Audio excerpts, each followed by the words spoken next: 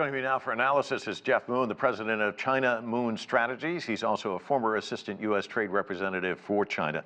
So no agreement at this stage, but Jeff, these agreements are very complicated, quite detailed. As I mentioned in the heat, these trade agreements now about 10 times longer than they were 25 years ago, and they have to cover so much terrain. So it's to be expected they're going to take a while. How long do you think before we can finally see some kind of movement where they come up with an agreement? Well, I think it will be very difficult to get an agreement. These are the chief issues between the U.S. and China are industrial policy issues we've been talking about for 30 years. And what makes the U.S.-China negotiations unique is that we also had the Phase 1 agreement in early 2020. So there's a lot more history and the issues are a lot more complicated.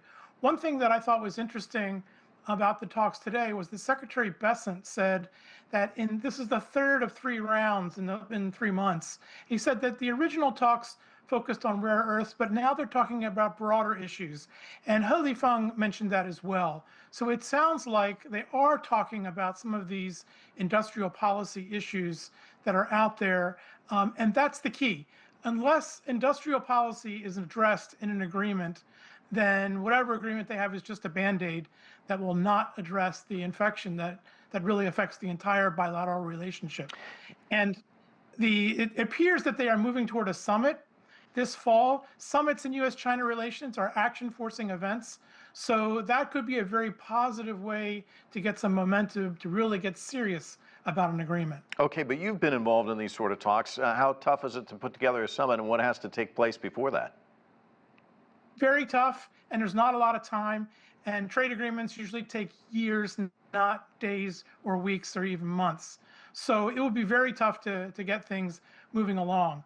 I think that there are really, one thing to focus on is there are 2 tracks that are going on here. There's a trade track, and that's the discussions that we had today, and then there's an overall diplomatic track, which is to try to manage the volatile bilateral relationship. And the diplomatic track is governing a lot of the deadlines that we're seeing here.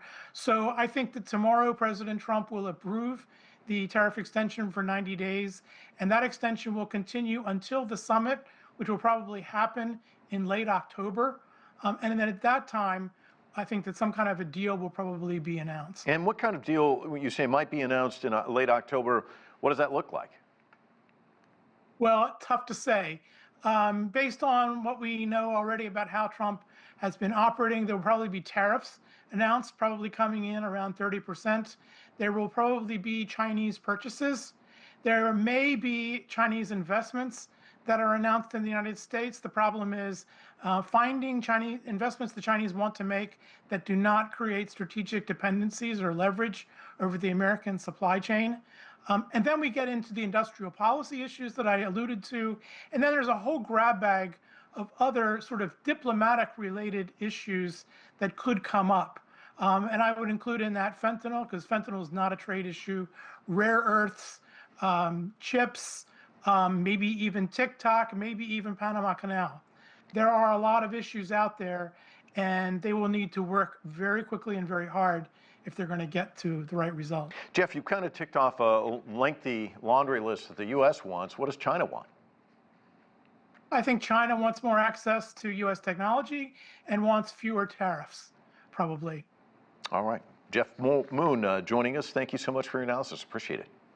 Thank you.